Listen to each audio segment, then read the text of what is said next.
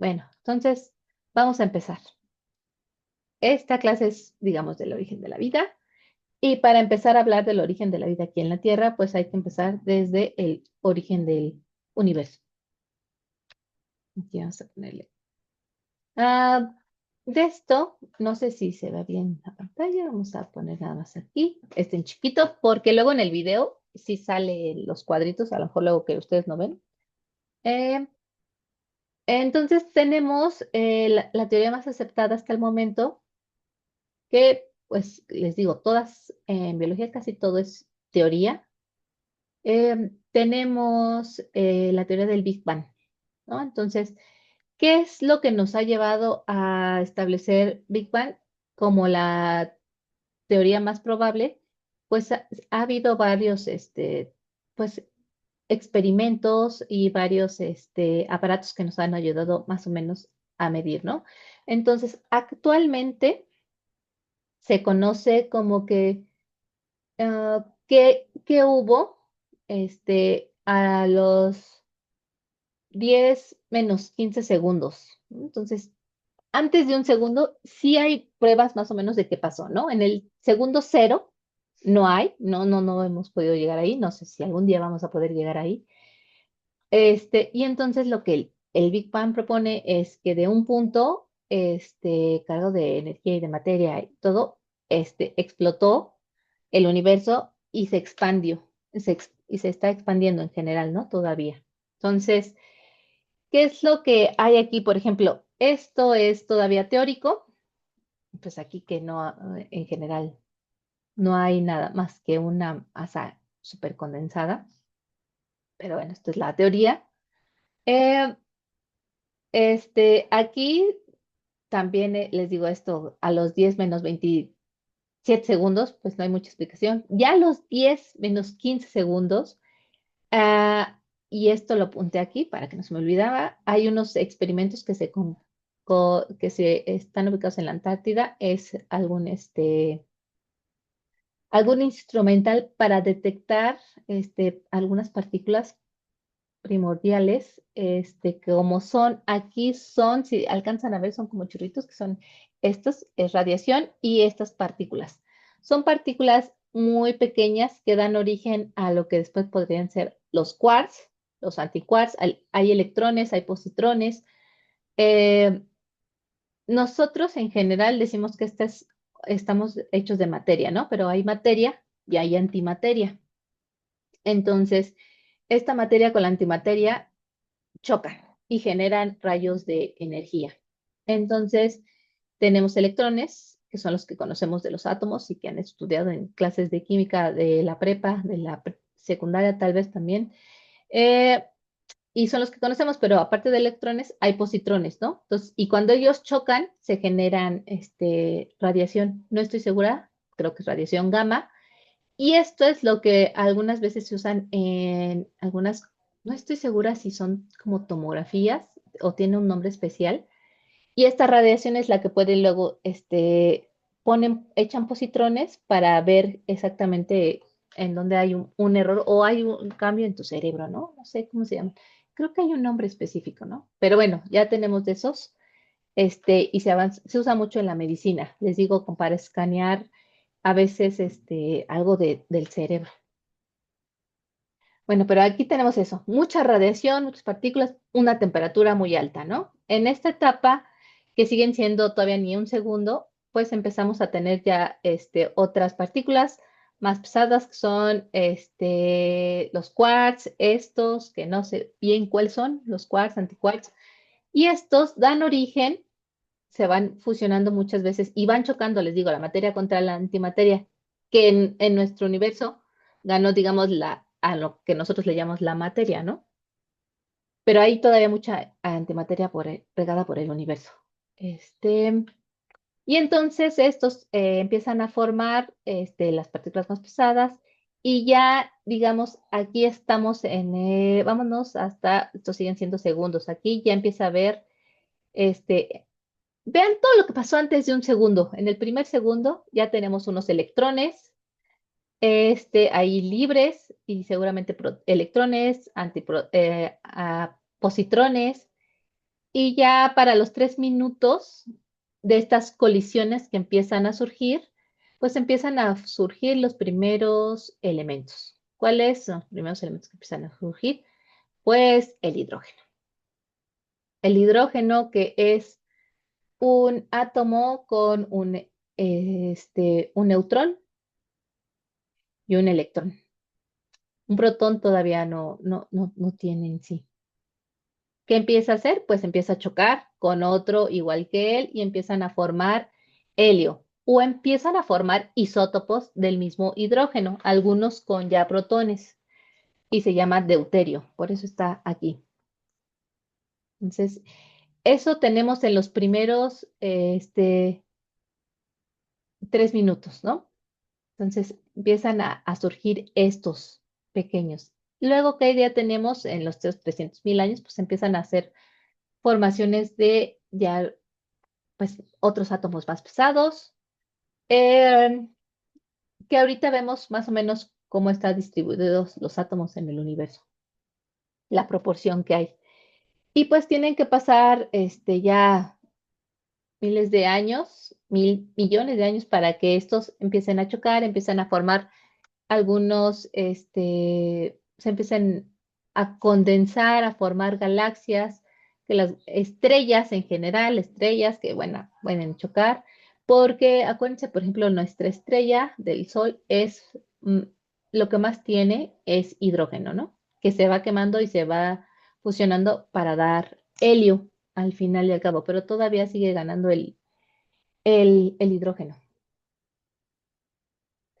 Entonces, pues ya pasando todavía otros miles de millones de años, pues muchas de estas estrellas empiezan a chocar o galaxias y empiezan a formarse otras secundarias.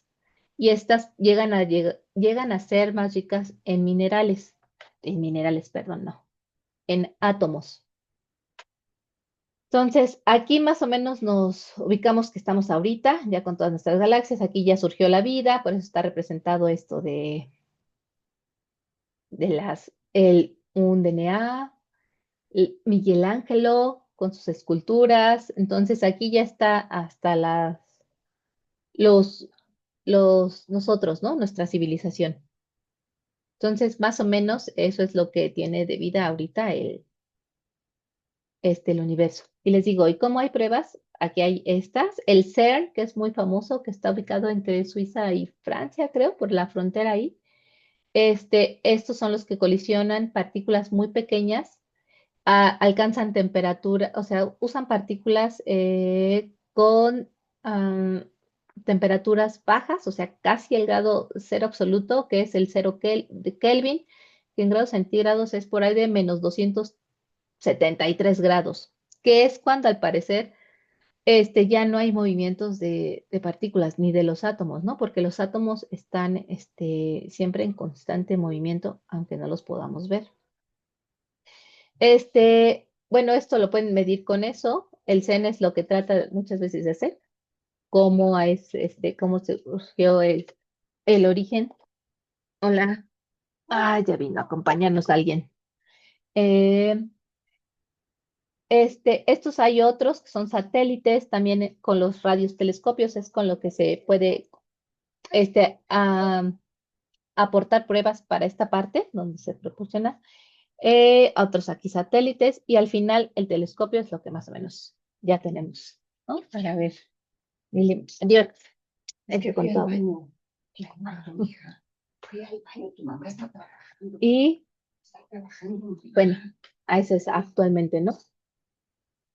Y ahora, esto es lo que les quería comentar. ¿Cómo son los elementos en el universo? Lo que más abunda en el universo es el hidrógeno, seguido del helio y después el carbono. El litio baja mucho, aunque aquí están, estos son sus números atómicos, más o menos para que se imaginen la tabla periódica. Eh, Generalmente los elementos que tienen números impares, digamos el 3, el 5, generalmente son más bajitos que su contraparte, ¿no? Por eso ven, por ejemplo, aquí el oxígeno y del oxígeno pues sigue el flúor, cae mucho. Del flúor ya sigue el neón, ¿no? Y el neón otra vez. En general, porque hay excepciones. Por ejemplo, el litio sí baja mucho, pero el 4 que es berilio, aún hay menos. Entonces, del berilio, en realidad el carbón le gana al berilio y al boro. Y el carbón, si no me equivoco, es 6. Es número atómico 6. Después sigue el nitrógeno, el oxígeno, ¿no? Entonces, esta es para que no vean la tabla, pero la pueden ver. Ay, perdón, me moví. ¿Cuánto hay en el universo? Hidrógeno es lo que más hay, seguido del helio, el oxígeno, carbono y todos los demás ya es menos del 1%. Aquí, por ejemplo, casi todas las estrellas, o yo supongo eso, no estoy segura, pues su principal componente es el hidrógeno en un principio. Ahora, este, algo a denotar, aunque lo tengo en la otra, pero bueno, vamos a empezarlos a hablar. Son que todos estos elementos, si bien cuando digo su número atómico corresponde generalmente a los protones y neutrones que tiene, hay isótopos y estos también son normales y comunes en la naturaleza, solo que también son menos abundantes que la parte que, digamos, este, la parte que no se le conoce como isótopo, ¿no? La parte que los neutrones y los electrones y los protones están este, en proporciones similares. Por ejemplo, el hidrógeno puede estar nada más con su protón y con su electrón y se llama protio, que es el hidrógeno normal, el hidrógeno más común. Y normal solo lo digo porque es más común. Hay que acordarnos de que todos nos basamos casi siempre en la campana de Gauss y lo normal nada más es lo que cabe ahí en el 95% de los casos, ¿no? O a partir del 64, con una desviación estándar. Pero bueno, creo que eso lo van a ver un poquito en esta lista, que es el 60 y tantos por ciento, pues ya que la naturaleza pues es un poquito más ¿no? Entonces, este es el hidrógeno normal. Cuando tiene un neutrón, el neutrón lo hace más pesado y se llama deuterio. Este es el segundo isótopo del hidrógeno más común, se llama deuterio. Y existe cuando se le pegan dos neutrones, el titrio.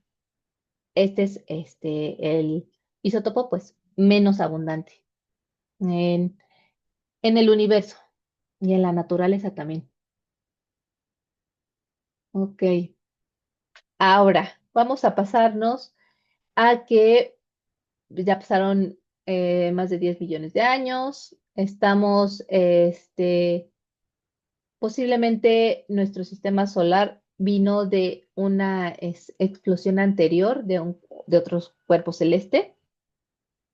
Y entonces, más o menos todo apunta que la Tierra surgió más o menos a los 4,5 millones de años, ¿no? Esta ilustración es de un artículo de Pierce, por si lo quieren ver.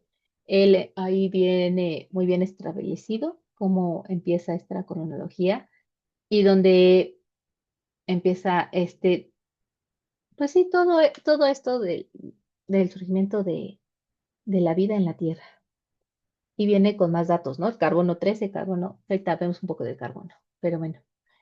Eh, lo primero que tenemos es que el Sol al parecer se forma al mismo tiempo que la Tierra, o sea, todo se forma, ¿no? Aquí se está condensando. Y estos pequeños, vamos a llevarles materia sólida, empieza a chocar una con ellas y se empiezan a acrecentar algunos planetas. Algunos son más de gases, pero bueno, los terrestres empiezan muchas veces por colisiones, ¿no? Entonces, de que se forma el Sol, que es un protosol, poco después empieza la formación de la Tierra. Ahora, una vez más o menos formada esta Tierra por tantos impactos, pues viene un impacto más fuerte aquí, que es, digamos, aquí hasta se estaba enfriando un poco la Tierra, viene una colisión, que me acuerdo que creo que es TEA se le llamaba antes, Y esta colisión con un asteroide, digamos, no, con otra parte del sistema solar, con otra materia, era muy grande. Entonces, ¿qué hizo? Que esta parte que ya se estaba medio enfriando, que tal vez empezaba a surgir un poquito de agua, otra vez se fundiera todo, porque era tan grande que hizo que se fundiera la Tierra de nuevo, la hizo girar muchísimo más fuerte y entonces en esta parte, digamos que de tanto girar de la colisión, se le empieza a hacer un chipote. Ese chipote se despega y entonces es como, al parecer, esa es la hipótesis más aceptada de cómo aparece la luna, ¿no? Entonces, es a partir de que dos cuerpos se fusionan, empieza a girar mucho la Tierra y se le sale un chipotito. ¿Y por qué se cree esto? Bueno, ahorita vemos lo de la luna, porque tienen varios componentes, ¿no? Ahorita se los muestro. Una vez que ocurrió esto, y ya por acá se empieza a formar nuestra lunita, pues ya se empieza a volver a enfriar nuestro planeta un poquito. Después, pues como el sistema solar está lleno de materia, pues existe una teoría que se llama la teoría del bombardeo tardío, donde aparecen más asteroides, pero digamos más chiquitos, ¿no? No tan grandes como estos, que hicieron que la Tierra se llenara que fuera tan grande, sino más pequeños. Esto no hay tanta evidencia en la Tierra, ¿por qué? Porque tenemos nuestras placas tectónicas que ayudan muchísimo también a la vida, pero bueno, placas tectónicas y pues se van borrando estas evidencias, pero en donde sí es en la Luna.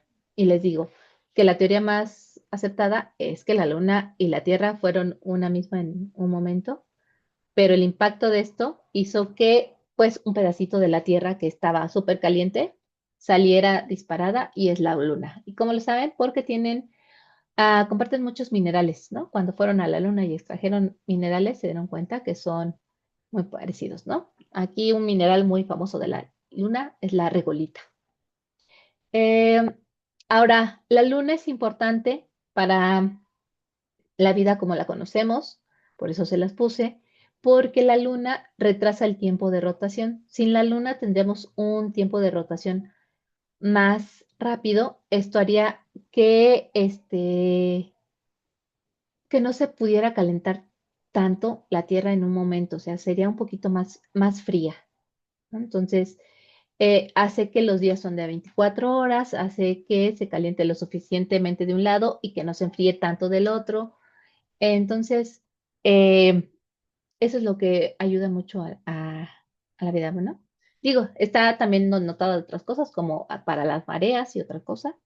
Pero bueno, y de todos estos cratecitos que ven aquí, pues estos son, como ahí no hay placas tectónicas, como no hay una atmósfera, pues aquí quedan la evidencia de esos cráteres que les digo, es evidencia para esta teoría, ¿no? Del bombardeo tardío. Que también, aunque parezca ciencia ficción, está muy padre. Por ejemplo, no estaban acomodados en un principio los planetas como están acomodados ahora. Se supone que Saturno y Júpiter están un poquito más cerca y se empezaron todos a mover y empezar a encontrar sus órbitas. Que si un día quieren tomar geología, ¿cómo se llama? Espacial, del sistema solar, está muy padre. Se van a dar cuenta de un montón de cosas padrísimas. ¿Por qué nuestras montañas solo pueden alcanzar 8.000 metros cuadrados sobre el nivel del mar? No más, y esto tiene que ver con la masa de la Tierra. Y por eso en Marte pueden alcanzar extensiones más grandes, porque Marte es más pequeña, tiene menos gravedad, entonces pueden alojar montañas más grandes. Entonces, todos puedes hacer tus cálculos matemáticos y en todos va a salir cuánto es lo que pueden soportar. Pero bueno, eso es aparte. Por si quieren, conozco una maestra que da eso, ¿no? Pues se dedican, digamos, como a astrobiología. Mm, Ahora, los componentes que están en el universo no son los mismos elementos que están en más cantidad en la Tierra. Y esto en la Tierra también varía. No es lo mismo los elementos que vamos a encontrar en la atmósfera, porque en la atmósfera principalmente tenemos dos. que es nitrógeno, el 78% de la atmósfera es nitrógeno, que es un gas, es un nitrógeno pegado con otro nitrógeno, es un N2. Casi ese elemento no es reactivo con nada, o sea, no reacciona con otros elementos. Eso es algo muy bueno. Y el oxígeno, que el oxígeno pues oxida casi todo, ¿no? Y es 21%. Y eso es lo que respiramos. Hay otros elementos donde entran todos los gases de efecto invernadero, el argón, que es el 1%, CO2, metano, pero son cantidades muy pequeñas. En cambio, en la corteza, ahí sí domina el oxígeno, ¿no? 46% de la corteza terrestre es oxígeno, luego seguidos de los silicatos, ¿no? Y estos dos hacen muchos minerales, aluminio, luego hierro, calcio, también nitrógeno, magnesio, potasio y otros, ¿no? Esto es nada más para que se den una idea más o menos de cómo es todo lo que tenemos. Y esto también varía, esto de la Tierra también va a variar. En la corteza es una, en el manto otro, en el interior, este, que es núcleo interno, porque hay un núcleo externo, un núcleo interno, pues domina principalmente hierro, ¿no? Entonces, nada más para que lo tengas en cuenta. Ah, pues aquí sí lo puse, campo magnético y núcleo, níquel y hierro, principalmente. Ah, lo que no les puse, no está aquí el carbono que había puesto, pero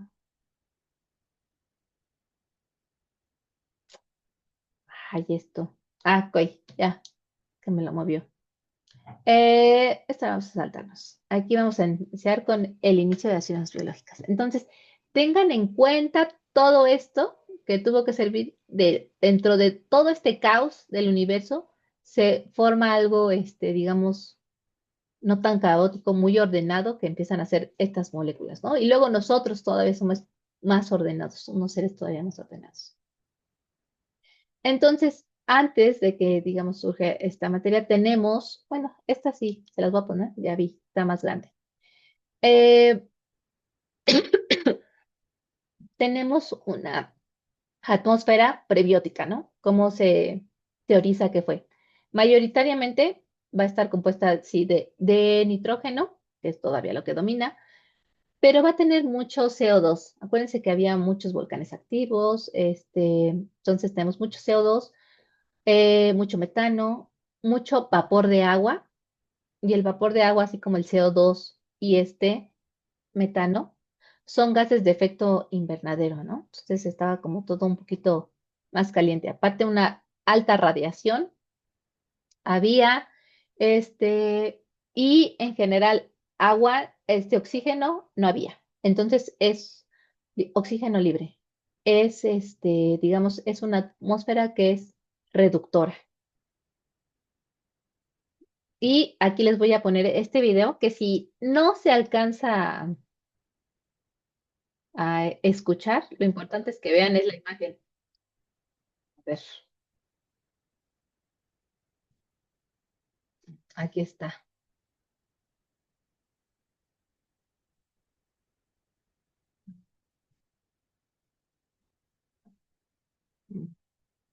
¿Se escucha? ¿Me pueden decir? No, no se escucha. No, Ok, profesor. ok, se los voy a usar. Ok, ok, entonces aquí. Entonces vamos a ver los compuestos orgánicos como simples se van funcionando, ¿no? Para formar estructuras más complejas. Entonces, estas como celulitas, ahorita van a ver cómo se empiezan a hacer. Esto no importa. Esto es lo importante. Entonces, esta era la Tierra antes. Entonces, temperaturas muy altas, V muy alto, ahí no podría existir vida. Entonces, eso es lo que están diciendo. Entonces, si no comenzó ahí, ¿dónde puedo comenzar, no? Entonces, al parecer, donde puede interesar es, ahorita van a ver, es en, en el mar, ¿no? Entonces, Lo que necesitamos mucho es hidrógeno, nitrógeno, fosfatos, carbonos, amonio y dióxido de carbono.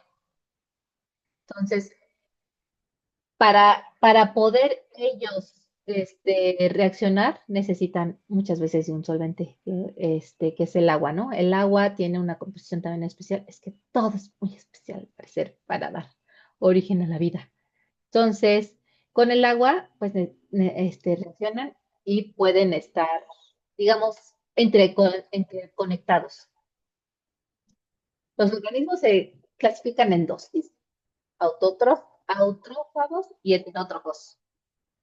Ahora, aquí este video nos va a decir que lo más seguro es que fueran los autótrofos los primeros y los heterótrofos después. Lo cual, sí, pero en general hay otros que se llaman quimiautótrofos. Al parecer los quimiautótrofos fueron de los primeros, ¿no? Entonces, aunque diga aquí, pues les digo, todo se puede cuestionar. Este, entonces, ahí está. Es con los autótrofos. Entonces, aquí nada más pone que los autótrofos, los heterótrofos consumen a los autótrofos, ¿no? Por eso ponen a este gorila comiéndose la plantita. Les dicen que es. Ahí está. Y ahí lo dice, ¿no? Que los autótrofos pueden consumir luz, pero también, aquí lo pusieron, compuestos químicos, ¿no? Algunos de reacciones químicas. Ahí está. Entonces, ahí van a ver qué es lo que pudo pasar, ¿no? Entonces, aquí está. Aquí les va a decir que la V era muy grande. Digo, aquí están los subtítulos también, pero bueno. Aquí lo que quiero que vean es esto. Aquí está una fuente alternativa. Aquí están.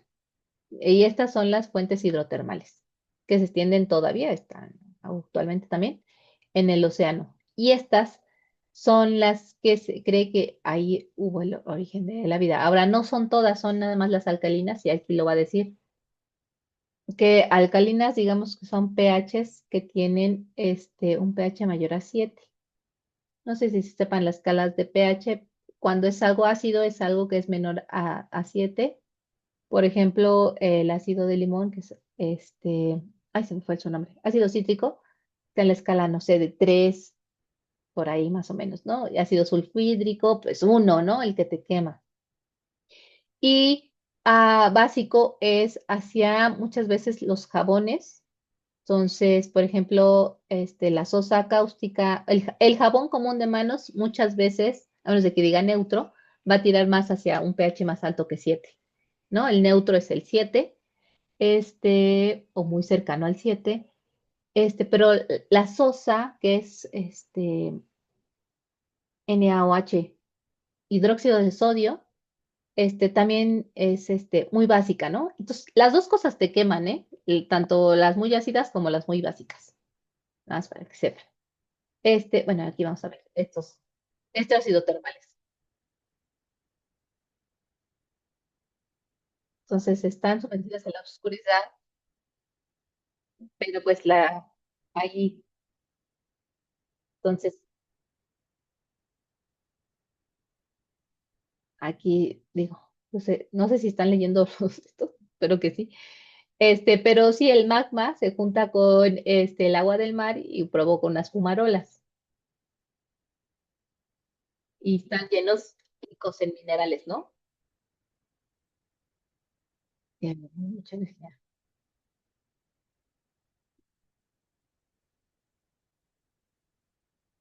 Les digo, hay más evidencias. Luego vamos a ver Luca.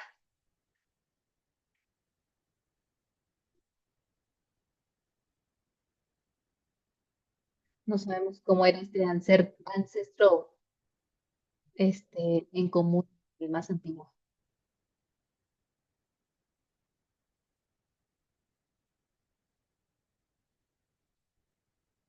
Estos son los tres dominios de la vida, que son las arqueas, las bacterias y los eucariontes. Nosotros entramos dentro de los eucariontes, nada más para que sepan. y estamos más cercanamente emparentados con las arqueas que con las bacterias, aunque estas sean de los de tamaño microscópico.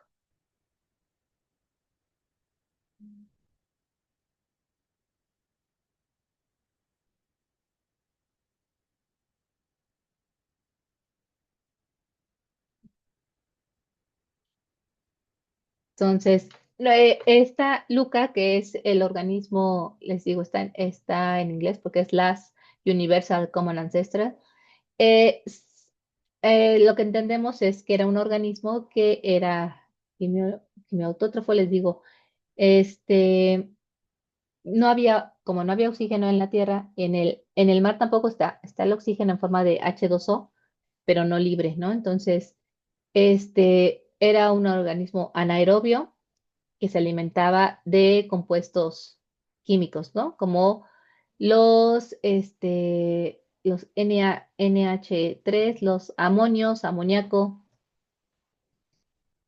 azufre,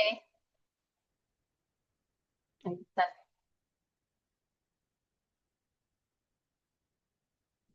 ahí están los dos tipos de hidrotermales. Uno oscuro y otro, digamos, se llaman blancas, fumarolas.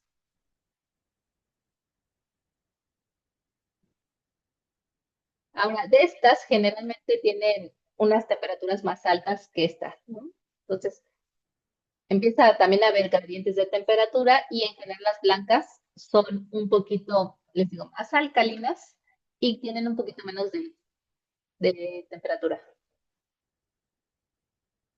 Bueno, y ahí es donde donde tal vez surgió este, la vida, ¿no? Se cree que en esta, como todo que está activo aún, este, es Riff, no sé qué está en español, ¿cómo se dice? Ahí lo puso en las letras, pero no me acuerdo. Está muy profundo, casi son creo 11.000 metros de profundidad. Y es lo que de las placas tectónicas empieza también a separar aquí todos estos continentes, ¿no? Y se va alejando, no sé cuántos centímetros al año uno de otro, ¿no? Entonces,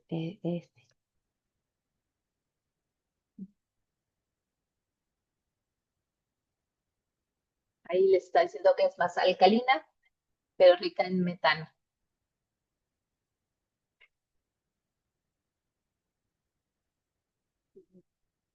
Y entonces ahí,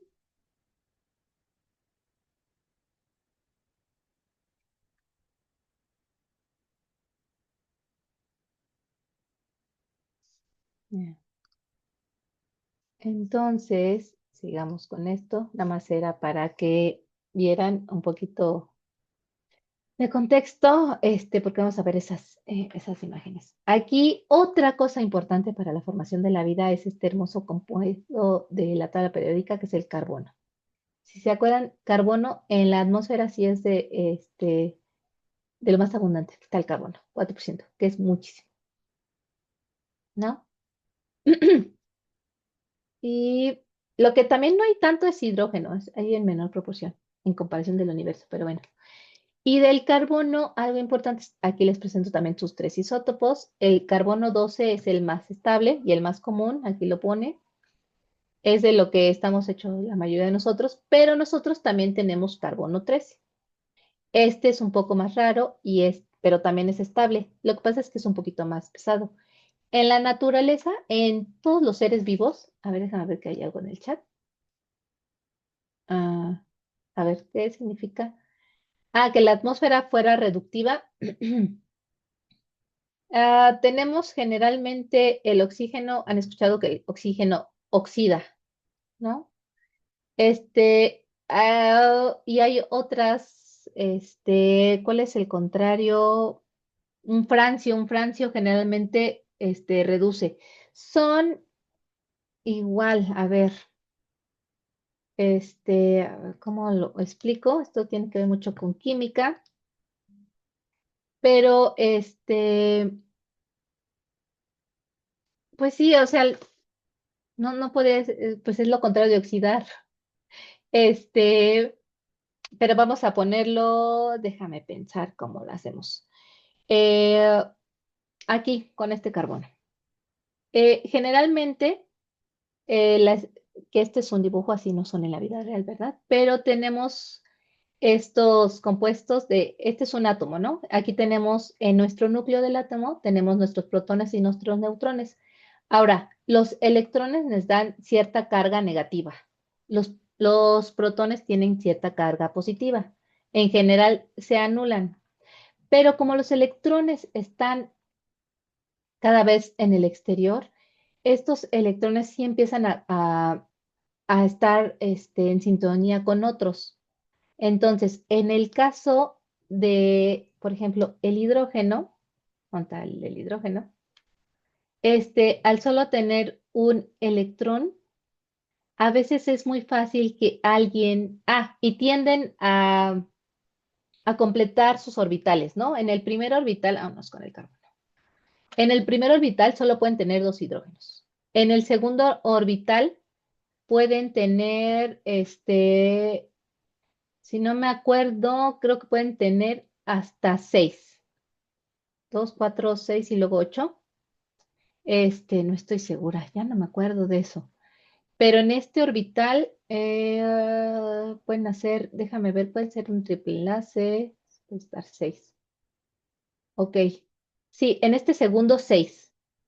Entonces, a veces si tiene en su última atmósfera, solo tuviera este electrón, vamos a borrarlo y vamos a hacer que es otro elemento.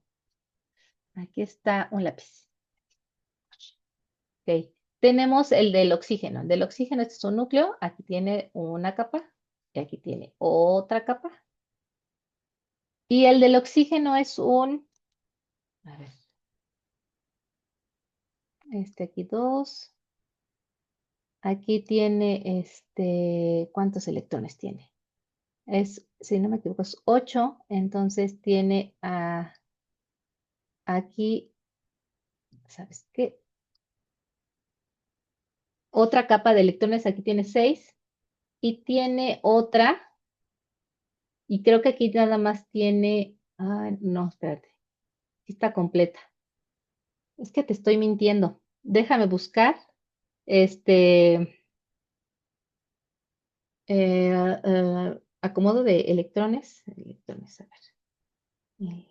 ver, vamos a poner pausa para que no tengan que ver esto. Electrones por capa, por, por nivel. Si mejor es más bien ponerles nivel. Les subo. Ok, aquí tengo la imagen. No la veo.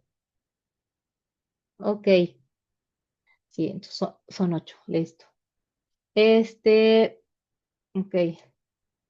El número que coincide, generalmente el número atómico va a coincidir con el número de protones y neutrones y electrones que tienes, ¿no? Excepto en el hidrógeno, pero bueno. En esta capa tienes dos, entonces esta capa ya está llena. En la segunda, y puedes tener hasta 8 electrones. En el caso del oxígeno, estos electrones aquí tiene dos, aquí tiene los otros 6. Está lleno.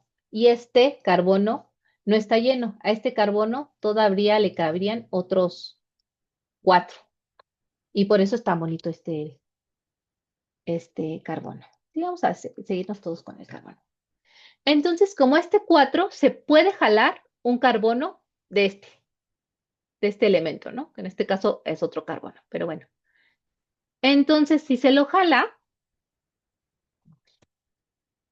este va a tener una carga parcial negativa y el quedarse sin va a quedar con una carga parcial positiva.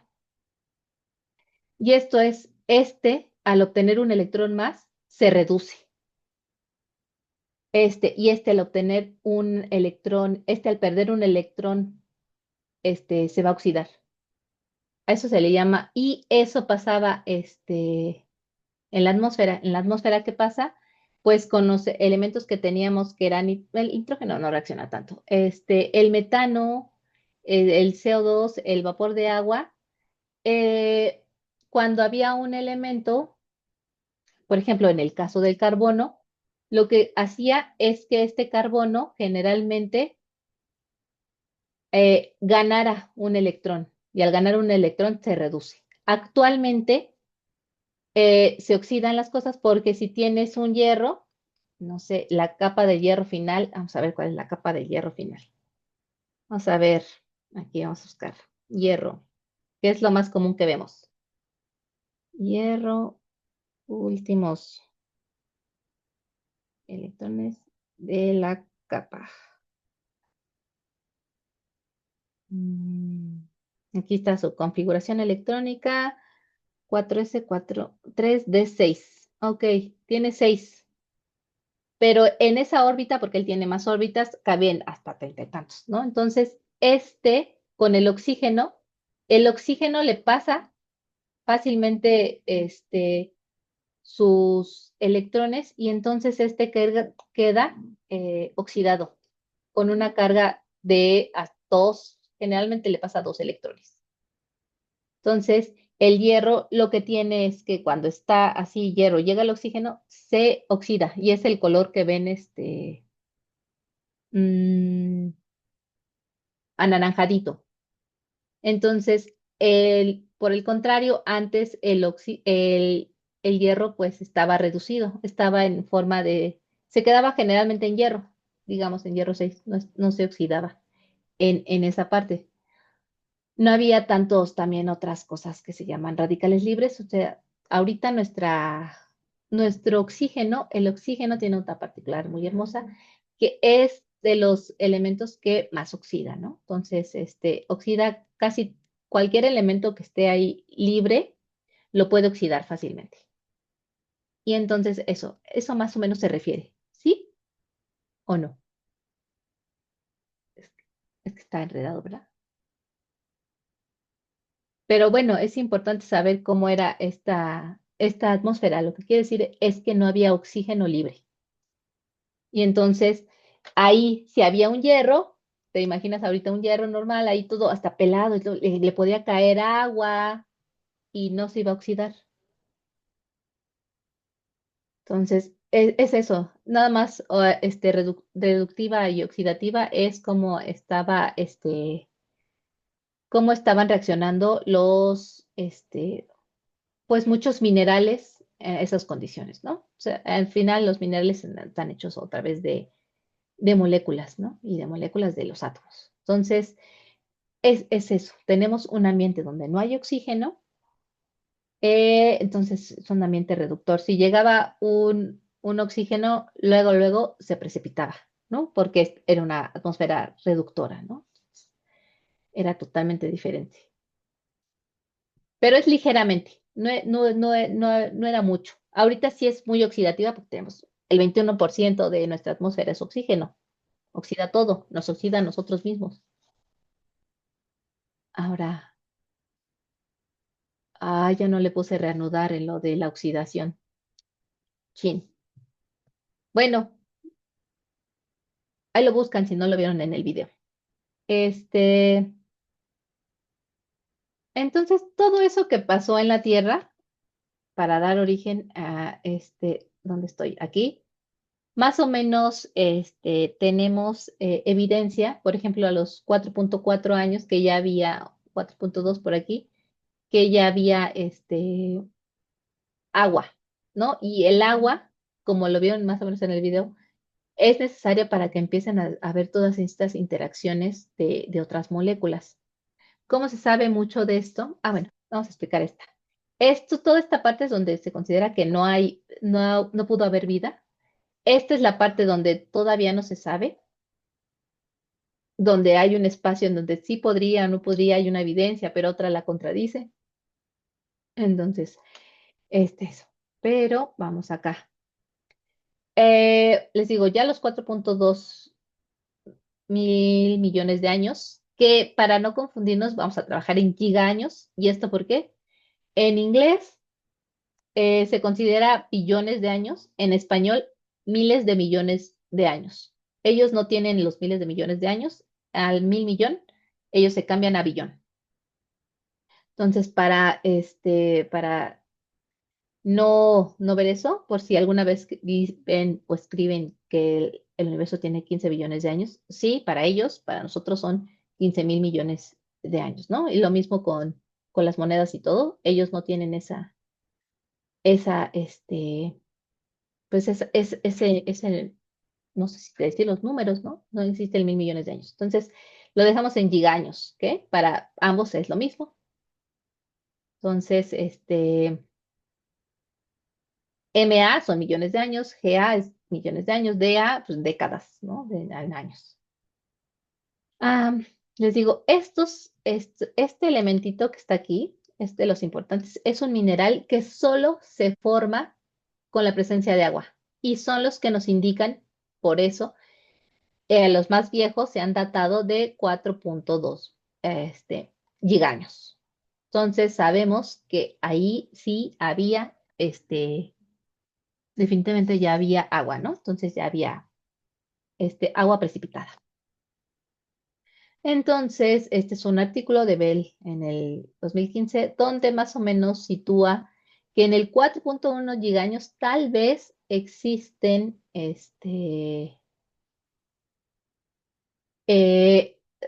tal vez hay indicios de inicio de vida. ¿Por qué? Si recuerdan de de carbono, que antes de que me pasara todo lo demás, no sé si se puede así borrar todo.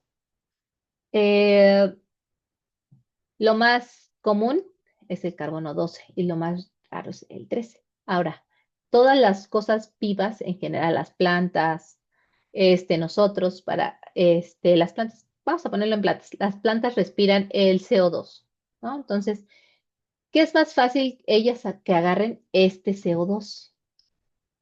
¿Por qué? Porque es más pequeño. Este es un poquito más pesado. Al tener un neutrón más, lo hace un poquito más pesado. Entonces, ¿qué es lo que se prefiere? Se prefiere lo que es más fácil de absorber y de adquirir.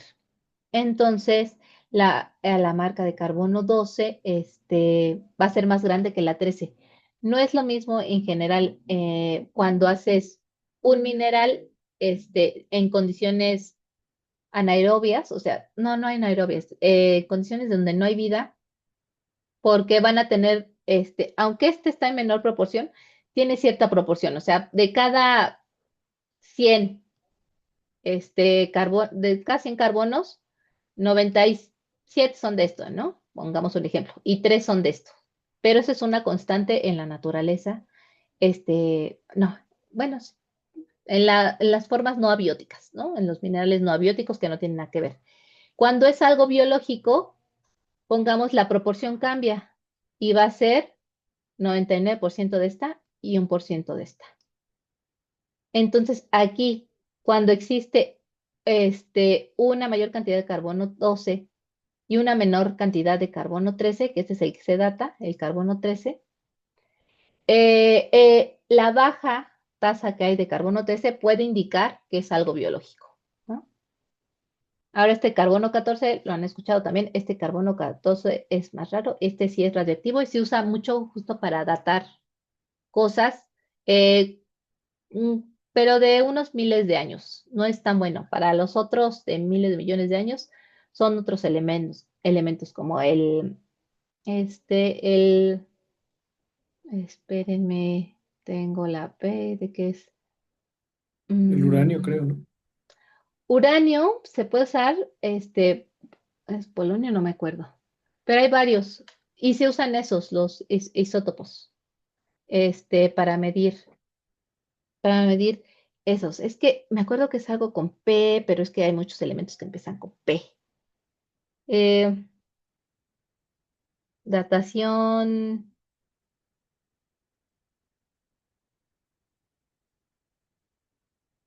Entonces, el carbono solo sirve para cosas, pues, digamos, más chiquitas. Uranio A, sí, APB, ¿qué es? Plomo. Ah, y también mucho el rubidio estroncio. Aquí está. Rubidio estroncio también se usa mucho. Y aquí estoy viendo. No me lo sabía. El K que es potasio a argón. Pero es bueno, esos son de los que se usan, ¿no? Sí, pero sí, uranio. No el uranio radiactivo, creo yo, ¿eh? No estoy segura. Pero acuérdense que hay muchos uranios. Es el uranio 238. Hay que ver si es ese o no. Bueno, y entonces aquí lo que justo encuentran es que en este circonio se encontraron estos lacitos de carbono y estos granitos de carbono, pues, ¿cuál es este estudio? Este estudio. Lo encontraron a proporción aquí. Entonces, cuando tienen esta proporción de carbono, están en carbono inorgánico y cuando están abajo de esta proporción, o sea, cuando hay un poquito menos de cantidad de carbono 13, pues ya están en el ámbito de carbono orgánico, ¿no? De origen orgánico. Entonces, este estudio, que tiene sus también detrayentes, pues lo que dice que es que más o menos pudo haber surgido hasta en el 4.1 gigaños, ¿no? Entonces, tal vez estamos hasta de esta línea hasta aquí, o sea, donde no se pensaba, por aquí, ¿no? No estoy aquí. No sé leer. Más o menos lo ubica aquí. Que también lo que pudo ser, y es que les digo, son puras teorías, es que la vida no se localiza en un cierto punto aquí. O sea, pudieron haber brotes en varios lados. No quiso decir que la vida se estableció perfectamente en ese lugar, ¿no? Hubo brote, pero por alguna razón, pues no siguió, ¿no? Entonces, no sabemos ahí, ¿no? Pero bueno, o sea, brotes a lo mejor de vida hubo en todos lados, esa es otra teoría. Ya sí, bien, bien, bien, y bien designado, por los 3.7 millones de años, al parecer nadie lo refuta. Sí, para acá está refutable, pero, pero también les digo, es que pudo ser eso, pudieron surgir en muchos lados y a lo mejor no toda tuvo éxito. Y bueno, y por eso les puse el video para que vean más o menos estas fumarolitas que les digo, estas fumarolitas, que es donde pudo ser que surgieran todos, que es lo que empiezan a intervenir, y lo vamos también a ver en la próxima clase, no se preocupen. Cómo las moléculas empiezan a reaccionar unas con otras, empiezan a pegar, empiezan a ver dónde se gana energía, cuáles son moléculas más estables, porque les digo, al fin y al cabo, el universo es tal vez caótico, pero nosotros llegamos a ser a partir de tanto caos, hay algo que es muy organizado, ¿no? Entonces, por prueba y error, empiezan a juntarse diferentes azúcares, diferentes aminoácidos, diferentes bases nitrogenadas, hasta que surge una buena organización, ¿no? Molecular. Y entonces, estas fumarolas también les servían porque había, digamos, unas como celditas. Ahí donde está mi mouse. Aquí. Que servían para. Le toqué. Es que mi mouse es muy este, reactivo. Luego lo toco tantito y se mueve. Estas celdas ayudaban que unas cosas no interaccionaran con otras, que no se les metiera más agua, que no se salieran de otras cosas, hasta que en algún punto empezaron a tener sus fosfolípidos y empezaron a crear una capa, ya no de esta, que seguramente eran de algún mineral como arcilla, sino de una parte biológica, ¿no? De lípidos. Y entonces, de algunas moléculas empezó a surgir el RNA. Que el RNA son material informático, material genético. Lo que tiene es que se puede reproducir a sí mismo, ¿no? Se puede duplicar. Entonces, a partir de este RNA, se empieza a duplicar. Es una molécula que es estable, pero no tan estable, porque generalmente es de una hebra, como la que surgió a partir de ella, ya me moví mucho, que es el DNA. El DNA, y luego vamos a ver que hay excepciones para todo, ¿verdad? Pero el DNA es una hélice de doble cadena que le da muchísima más estabilidad que esta, ¿no? Este es estable. Hay diferentes tipos de RNA. Hay un tipo de RNA que es muy poco estable, pero en general es estable, ¿no? Eh, y después de que empieza a surgir DNA, pues se cree que surge nuestro ancestro común, ¿no? Ya que tienes DNA, pues cuando tienes DNA, pues parece que es tu primer microorganismo y es ¿no? El Lucas, que se pretende que es en español, el último ancestro en común universal, tal vez, traducido al español. Eh, y a partir de ahí, tuvo éxito y se empezaron a diversificar la vida. Se empezó a diversificar la vida en tres grupos. El primero que surge, sin duda, es bacterias. Y de las bacterias, estos son algunos ejemplos, se llaman estromatolitos. Estos son ejemplos de grupos bacterianos que surgieron hace miles de millones de años. Por ejemplo, este es un ejemplo y está en este artículo de Alwood. ¿Cómo puedes ver diferentes estromatolitos? Algunos tienen estas formaciones. Entonces, todos estos son como bacterias, ¿no? Entonces empiezan, las que ven aquí son puros minerales, pero las bacterias, como empezaron a crecer sobre ellos, empiezan a precipitar. Entonces, estos son minerales que están más enriquecidos con, con carbono 13, porque es lo que capturaban todo el carbono, las cosas orgánicas, y pues no le quedaba el mineral más que luego agarrar el más pesado, ¿no? Pero bueno, hay distintas estrategias. Y entonces empiezan a surgir, por ejemplo, unas son enolitas, estas también unos más grandes. Este, Aquí hay otros que son como picos, otros que parecen como huevos, un cartón de huevo, perdón, mi celular, digo mi celular, ¿no? Aquí se ven. Entonces, hay algunos minerales que también son así, hay que siempre descartar que no sean de origen mineral, ¿no? Siempre hay que descartar eso, y si no son de origen mineral, bueno, de origen inorgánico, más bien, porque todos son minerales. De origen inorgánico, y esto pues muchas veces con esta comparación de carbonos se puede hacer, ¿no? A simple vista, muchas veces puedes intuir, pero hasta que no tengas las pruebas no puedes decir, ¿no? Hasta que no tengas la comparación, por ejemplo, de al enriquecimiento de algún elemento, pues ya.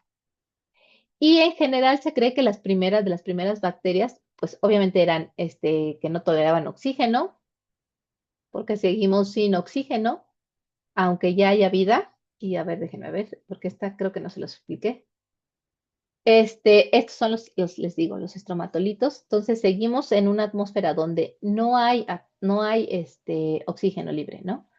Aquí los estromatolitos, y ahorita les enseño unos que todavía existen y todavía tienen ahí sus tapetes microbianos, que son, pues con eso nos pudimos relacionar cómo se formaron los viejitos, ¿no? A través de ver lo que está ahorita, pues podemos más o menos pensar que eso mismo ocurría hace millones de años.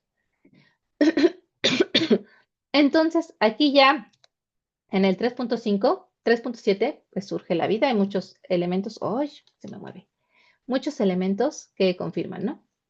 Los estromatolitos más viejos son de esos. Los que les enseñé son un poquito más recientes, eran de 3.4 años. Los más antiguos siempre se encuentran en general en Australia y en Groenlandia, ¿no? Ahí esas masas de tierra no han sido tan afectadas por nuestras placas tectónicas, este, eh, y se han podido lograr ver, ¿no? Entonces también estas placas tectónicas, pues, no han ayudado mucho a que se preserven, ¿no? Que muchas se destruyen.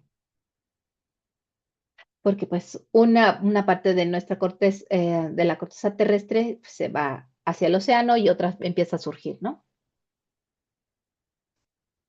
Los microfósiles, esto ya son microfósiles. Los más viejitos se datan de más o menos 3.4 años. Y entonces aquí empiezan a surgir ya muchas bacterias, ¿no? Ya está lleno de bacterias. ¿Y qué pasa? Que todas estas bacterias, pues, pues no les gusta el oxígeno porque no hay tanto oxígeno. Entonces, ¿qué empieza a hacer?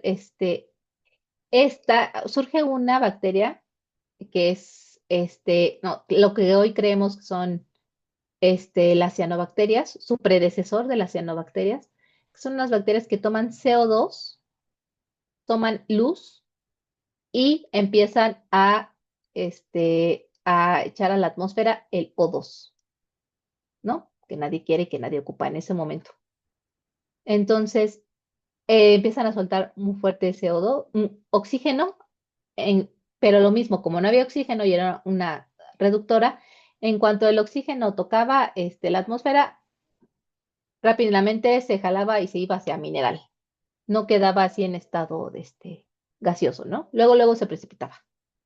Pero poco a poco empezaron estas a tener mucho éxito y empezaron a llenar la atmósfera hasta que en un punto, aquí está, por ejemplo, en un punto, convirtieron la atmósfera en oxidante, ¿no? Entonces, ese oxígeno ya en realidad es el que reaccionaba con otros elementos y empezó a llenar la atmósfera hasta que un punto, por acá, aquí ya empiezan a surgir plantas más grandes, animales, todos los eucariontes, a partir de que hay oxígeno, empiezan a surgir. Y son animales, digamos, más grandes. Lo que hace el oxígeno es que también luego sean proporciones grandes. Y aquí hay un pico de oxígeno. En este pico de oxígeno, y está muy padre, es por ahí de los tiempos de los dinosaurios, había plantas gigantes, gigantísimas, todo lo que hay de petróleo, mucho se ocasionó ahí. Por ahí debe ser del carbonífero, de los, mucha materia orgánica, ¿no? Porque había mucho oxígeno. Los animales eran muy grandes, por eso les digo de los dinosaurios, también eso tiene que ver. Entonces, pues eran animales muy grandes. Pero bueno, después ya, el oxígeno empezó a disminuir, bueno, y también hubo lo de la extinción masiva este, de, pues, que produjo el meteorito. Entonces también ya ahí bajó los elementos, ya no hubo plantas tan gigantes, ya no estuvieron los dinosaurios y empiezan a surgir ya otros animales, ¿no? Pero el oxígeno es el que permite muchas veces ese crecimiento tan grande. Ahora, esta extinción, este organismo, ese fue lo que provocó una de las extinciones más grandes a nivel de la Tierra, ¿no? Porque al cambiar la oxidación, la atmósfera reducida a un oxígeno de reductora oxidativa, se murieron la mayoría de los microorganismos, ¿no? Que bueno, en esa época eran muchos microorganismos, muy chiquitos, todo, pero este fue el primer evento. Antes de un meteorito, el oxígeno fue lo que casi destruye la vida, ¿no? Obviamente no a ella, ni a todos los microorganismos que se pudieron adaptar. Ahora los microorganismos, lo bueno es que son mucho más adaptables que los organismos macro, ¿no? Entonces, esta es una de esas. El otro fue el meteorito, ¿no? Hay muchos eventos, pero una vez que está la vida, aunque haya un evento grande así masivo, es difícil que se destruya. Ahorita, vieron ya todas las circunstancias que tuvo que haber pasado para que surgiera la vida, ¿no? Pero una vez que está formada y que está bien anclada, es muy difícil erradicarla. Entonces, por ejemplo, nosotros, sí, fácilmente nos podemos destruir, matar entre nosotros, todo lo que quieran, pero la vida va a seguir ahí. Nosotros nos podemos acabar un montón de especies, sí, a lo mejor nosotros somos la próxima gran extinción que hay para las demás especies, pero no, la vida va a seguir ahí porque va a haber muchas bacterias, ¿no? Muchas bacterias que van a seguir y en algún punto arqueas, microorganismos que van a seguir aprovechando, ¿no? Entonces es muy difícil que deje de haber vida en la Tierra. ¿Cuándo puede haber? Cuando, por ejemplo, si la Luna chocara contra nosotros, ahí, ¿no? Porque todo otra vez se condensaría, ¿no?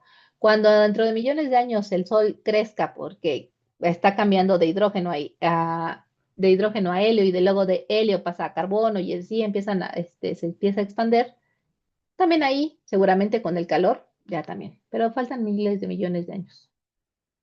Pero sí, o sea, es muy difícil que la vida, se pueda acabar, ¿no? La vida como conocemos, puede ser que sí, pero la vida en general, ya no. Tuvo que pasar tantas cosas que es muy difícil que se destruya.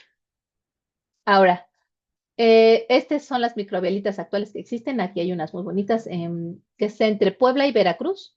Este es el agua Alchichica. Tiene estas microbialitas. Estas microbialitas no es otra cosa más que carbonato de calcio con algunos otros minerales. Y esto es lo que aquí están todas las bacterias, ¿no? Unas fotosintéticas, otras más reductoras, y todas estas van creciendo arriba y van desechando minerales, ¿no? Van secretando, van acrecentando poco a poco el mineral porque lo van enriqueciendo de otras cosas y ellas cada vez van hacia más la superficie, digamos, ¿no? Entonces, estos minerales son minerales de origen biológico, se conoce, ¿no? Y Está en la laguna del Chichica. sí, este es salchichica. Hay aquí esos en México, por si los quieren ir a ver, porque los otros en Australia, pues son, también los pueden ir a ver, pero pues ya están más secos, ¿no? Wow, no sabía que había ahí en la laguna. Sí, todo Wow. esto blanquito que se ve aquí en esta, yo dije, este es el artículo de aquí, de Alcántara, que esta es la doctora a la que iríamos a su laboratorio, porque esta es, digamos, mi jefa, con la que hice mis tesis de maestría y doctorado, todas estas. Y en el fondo hay otras, todo este fondo hay otras. Oh, Eh, ya. Y fueron a estudiar o sea, ya sabían que había ahí microbialitas. sí, pues cuando vas las puedes ver. Y no es el único, hay otros. Hay en Bacalar también, se estudian unas. Lo malo es que pues ahorita Bacalar luego estuvo un poco de moda, entonces había muchos turistas y todo eso. Y luego destruyen un poquito más. Que nosotros como científicos también destruimos porque para agarrar esta pues la tuvimos que romper un poquito, ¿no? Pero bueno, se supone que son con un fin científico, y para preservarlos.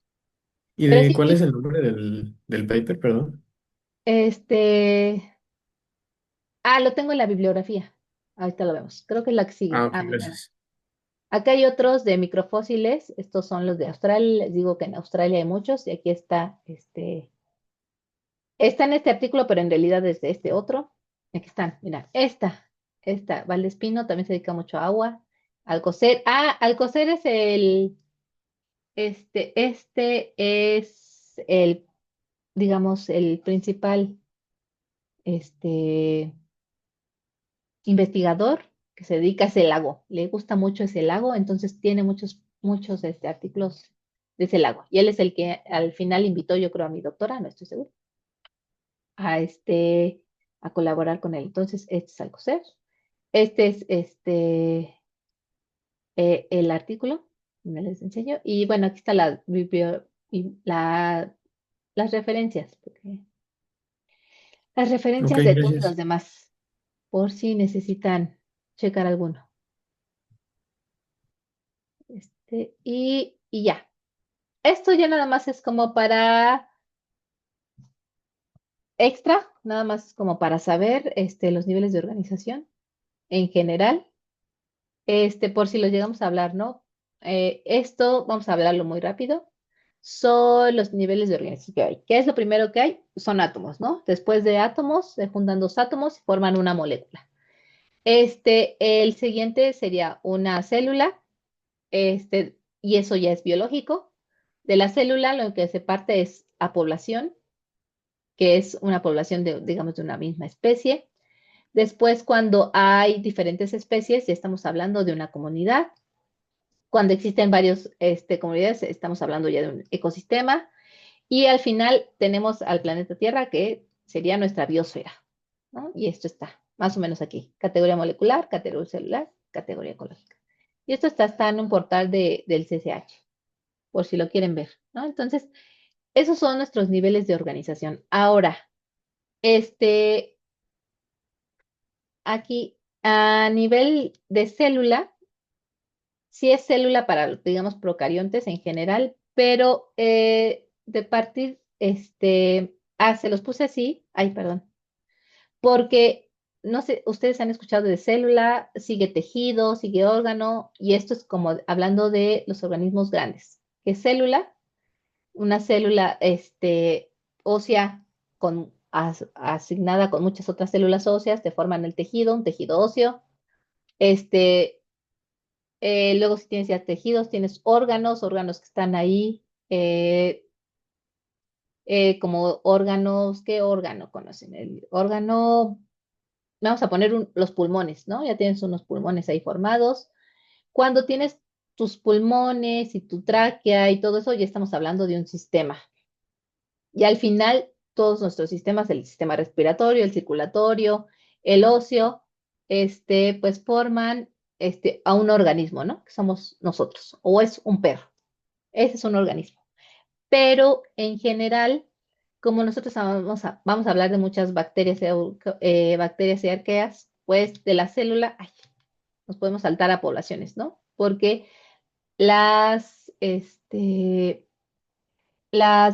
bacterias nunca van a formar tejidos, órganos y sistemas, ¿no? Pero sí hay diferentes especies de bacterias, aunque también el término especie es ambiguo, pero bueno, vamos a dejarlo así.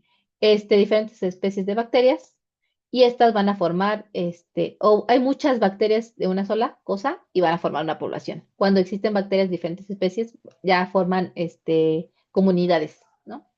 Entonces, nada más por eso lo quise mostrar, ¿no? Y aquí nada más es, para que lo veamos, ¿no? Célula procarionta y esta abarca bacterias arqueas. Son células y de células en siguiente nivel de organización es población.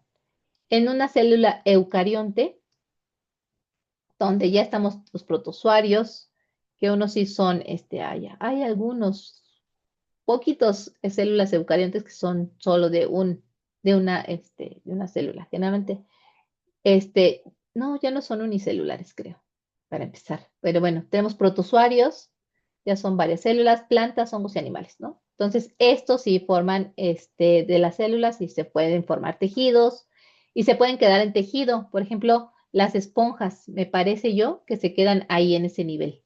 No forman, otro nivel más alto, ¿no? Pero bueno, ya en plantas, pues se puede formar, sí, ya, otras cosas, ¿no? Eh, y ya, nada más es para que los veamos rápidamente. Aquí unas características de estas células procariontes son que son chiquitas, no son más para que lo vean, hablamos de micras, y para hablar de micras, es 1 por 10⁻⁶ metros, más o menos.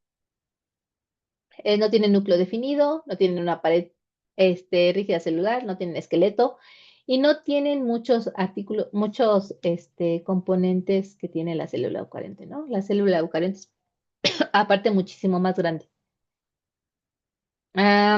Esto se los puse porque, eh, en bueno, porque nada más es por adelantar. Las bacterias en general tienen sí tienen un cromosoma, y ahí tienen embebida todo su material genético, que es una doble cadena de DNA, perdón, aquí. Pero cuentan con un eDNA, un DNA, extra, que son estos plásmidos. Estos los adquieren de alguna otra bacteria, ¿no? De algún otro microorganismo. No tienen que estar emparentados, no esta se divide y estos pasan a sus hijos, no, esta puede ser completamente, de otra especie. Esta puede ser una alfa protobacteria y esta puede ser una delta protobacteria. Y aún así, delta es así.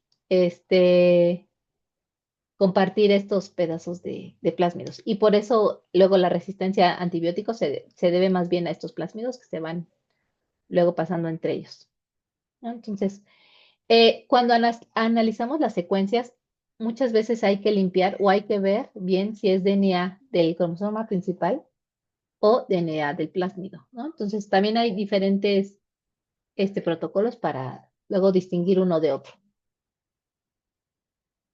Ahora, dentro de los ribosomas que tienen los procariontes, y esto también tienen los eucariontes, nada más que son de diferente tamaño. Este, este es de una procarionta. Tienen un ribosoma que se llama 70S, que está subdividido en dos unidades, una que se llama 50S y otra 30S. Esta es la subunidad larga y la subunidad pequeña. Aquí es donde se hace el RNA, ¿no? Entonces tienes el RNA ribosomal, luego por eso se llama. Le ponen, cuando extraes, luego le ponen 16S del RNA. Entonces, nada más, es que este lo vamos a ver mucho porque se usa mucho para filogenia. Estos, como está un poquito más largo, no tanto, y este, como está muy chiquito, tampoco. Luego no nos sirve tanto. Este tamaño intermedio es el que nos gusta. Y es lo mismo para eucariontas, ¿no? Pero en eucariontas es el 18S. Aquí está nada más. Ahora, en el lado de las células eucariontes, hay que también luego se varía mucho entre la célula vegetal y la animal. Ahora, estas ya son de micras, las otras eran hasta 0,5 micras, estas ya son más grandes, de más de 10 micras.